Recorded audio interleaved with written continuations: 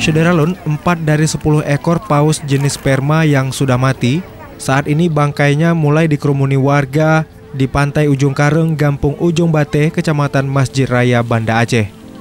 Warga banyak yang ingin menyentuh, berfoto, hingga menaiki bangkai paus yang sudah dibawa arus ke daratan itu.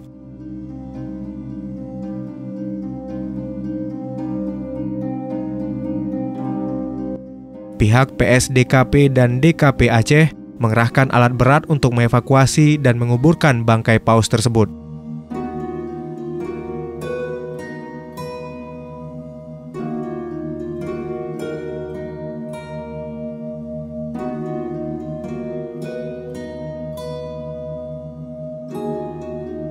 Tim dari BKSDA, FKH Unsyah, dan LSM Lingkungan hingga menjelang maghrib masih melakukan autopsi untuk mengetahui penyebab paus terdampar dan mati.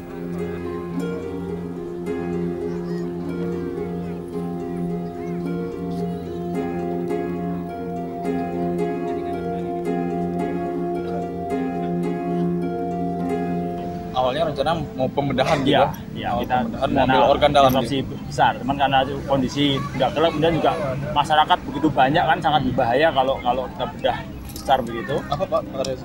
Kan zoonosis ya, Mas. Bisa menyebarkan penyakit dan satwa laut itu sangat banyak sekali. Ya. Jadi sangat berbahaya untuk masyararat. Oh, ya. Mungkin kalau autopsi ini untuk apa, Pak? Misalnya besar untuk apa, kalau yang minornya untuk apa? Ya, sebenarnya besar maupun minor, yang pertama adalah untuk mengetahui penyebab pasti kematian ya, apa sebenarnya ini.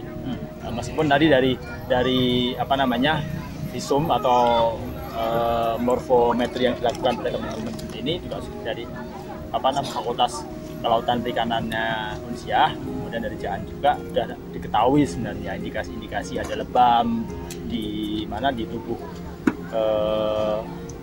paus yang di sana, yang paling ujung, kemudian juga ada pox, jamur-jamur yang ada di tubuh, jadi ada penyakit kan.